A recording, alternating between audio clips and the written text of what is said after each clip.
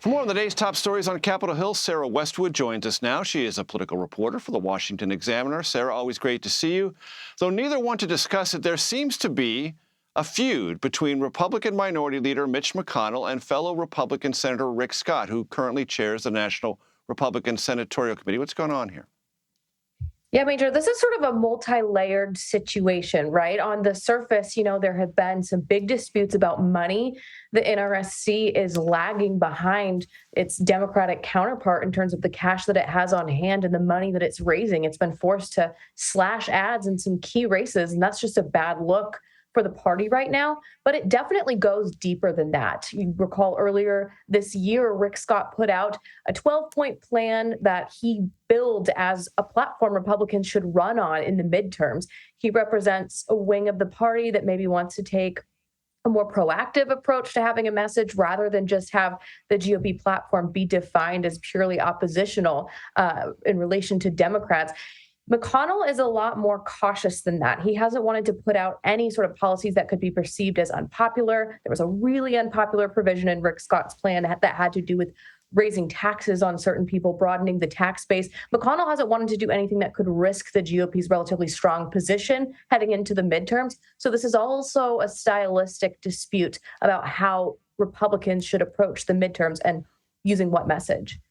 A couple of months ago, the last thing Republicans would have expected is infighting at this stage of the campaign. White House Press Secretary Karine Jean-Pierre fielded a question yesterday about whether or not the 2016 presidential election was legitimate. How are some folks on the right trying to make comparisons to questions about that and what happened in the 2020 election? And what are the key differences?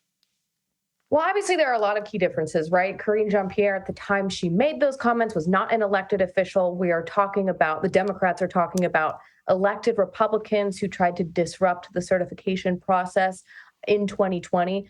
But the broader point that conservatives are trying to make is that Biden is painting a lot of Republicans right now with this rhetoric with a broad brush and sort of casting a lot of different types of rhetoric as inherently threatening to democracy. And if you applied the standards that Biden is talking about on the campaign trail right now to what Karine Jean-Pierre said at the time in 2016, you could pretty easily make an argument that that is language that's threatening to democracy, the kind that she's condemning right now from Republicans. So while there are some nuances to the situation, I think Republicans are sort of making the point that maybe Biden's language right now about threats to democracy is a little bit overwrought because Democrats have sort of gotten close to crossing that line themselves in previous elections. Sarah, you wrote a piece September 1st in the Washington Examiner entitled, I think we'll show it here in a second, Why a Military-Style Weapons Ban May Do Little to Stop Crime. And in it, you quote critics who say there's little evidence that such a ban would actually reduce crime rates. What did people you spoke to say about what could potentially actually achieve that? Yeah, I talked to some experts about what President Biden and Democrats are sort of pitching as an answer to rising crime, and that's a ban on so-called assault weapons. But in 1994 to 2004, obviously this country did have an assault weapons ban, and shootings didn't noticeably decline during that time, nor was a reduction in crime that occurred over that decade ever really convincingly attributed to that assault weapons ban. So it's been difficult for experts to really ascertain any benefit from that in the past. The truth is that a lot of most street crime, in fact, is committed with handguns, not with assault weapons. A single-digit percentage of regular general street crime is committed with assault weapons. And even when you just look at mass shootings, they are not responsible for the majority of those.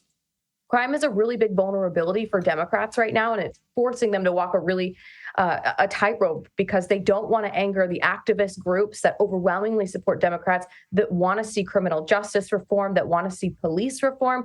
But they also need to appease a lot of suburban and centrist voters who are worried about the images of crime that they're seeing on the news every night. And so I think an assault weapons ban is a way for Democrats to sort of reframe an issue on which they're vulnerable, crime, into one in which they're really strong and more in step with the majority of Americans, and that's gun control. But in terms of the actual impact that would have, it's pretty minimal, according to the experts I talked to.